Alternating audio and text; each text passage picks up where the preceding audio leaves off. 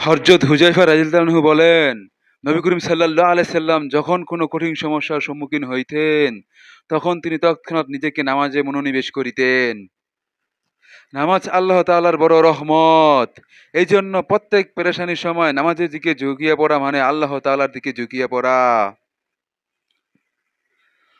আর আল্লাহর রহমত যখন কাহারও অনুকূল ও সাহায্যকারী হয়, তখন সাধ্য কি যে কোনো পেরেশানি বাকি থাকিবে।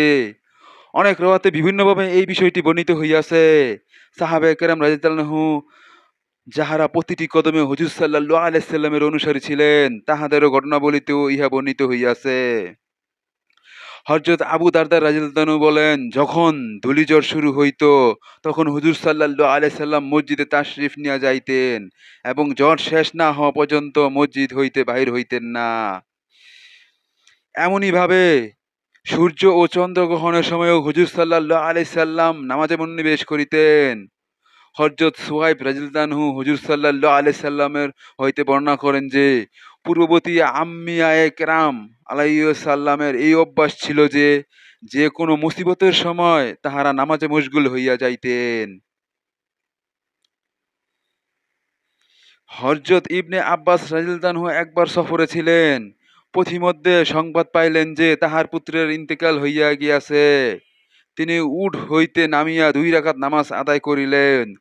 অতঃপর ইন্না লিল্লাহি রাজিউন পড়িলেন এবং বলিলেন, আমি তাহাই করিয়াছি যাহা আল্লাহ তাআলা করিতে হুকুম করিয়াছেন। অনুরূপ আরেকটা ঘটনা বর্ণনা করা হইয়াছে যে, হযরত ইবনে আব্বাস রাদিয়াল্লাহু আনহু কোথাও যাইতেছিলেন। পথিমধ্যে তাহার ভাই কুসামের ইন্তেকালের খবর পাইলেন।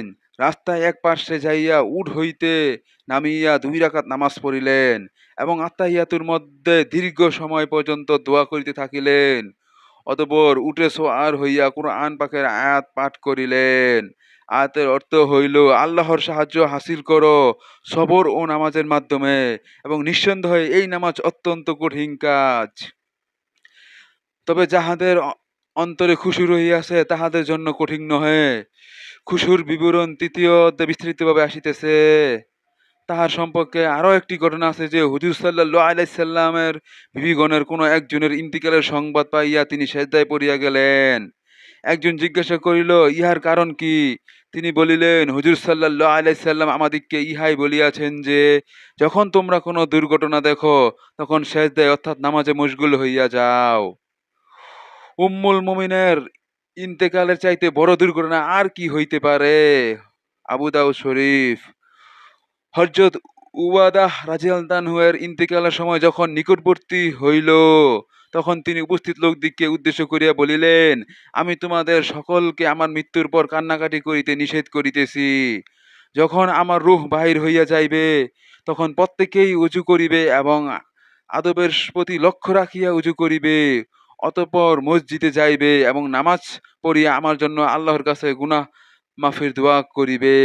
কেননা আল্লাহ তাআলা হুকুম করিছেন, অতঃপর তোমরা আমাকে কবরের গর্তে পৌঁছিয়া দিবে। হযরত উম্মে কুলসুম রাদিয়াল্লাহু আনহু এর স্বামী হযরত আব্দুর রহমান রাদিয়াল্লাহু আনহু অসুস্থ ছিলেন। একবার তিনি এমনই বেহুশা হইয়া পড়িলেন যে, সকলেই তাহার ইন্তিকাল হইয়া গিয়া বলিয়া সাব্যস্ত করিল। হযরত উম্মে কুলসুম রাদিয়াল্লাহু আনহু বলিলেন এবং নামাজের নিয়ত বাঁধিলেন। তিনি নামাজ হইতে ফারেক হইলে হযরত আব্দুর রহমান রাদিয়াল্লাহু আনহু হুঁশ ফিরিয়া পাইলেন। লোকদেরকে জিজ্ঞাসা করিলেন, আমার অবস্থা কি মৃত্যুর মতো হইয়া গিয়েছিল? লোকেরা আরজ করিল, হ্যাঁ। তিনি বললেন, ২ জন ফেরেশতা আমার নিকট আসিল এবং আমাকে বলিল, চল, কামুল হাকিমিনের দরবারে তোমার ফায়সালা হইবে। এই কথা বলিয়া তাহারা আমাকে লইয়া যাইতে লাগিল। এমন সময় ৩য় একজন ফেরেশতা আসিল এবং সেই ২ জনকে বলিল, তোমরা চলিয়া যাও।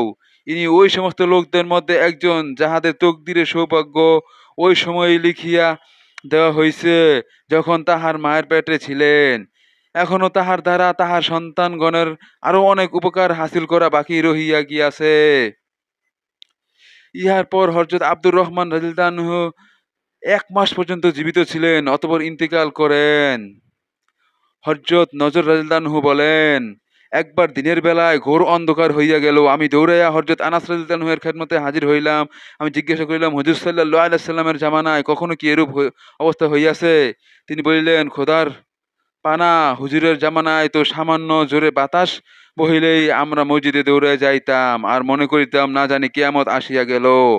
আবু দাউদ শরীফ। হযরত আব্দুল্লাহ ইবনে সালাম রাদিয়াল্লাহু আনহু বলেন, যখন নবী করিম সাল্লাল্লাহু আলাইহি সাল্লামের ঘরওয়ালাদের উপর কোন রকম অভাব অনটন দেখা দিত, তখন তাহাদের নামাজে হুকুম করিতেন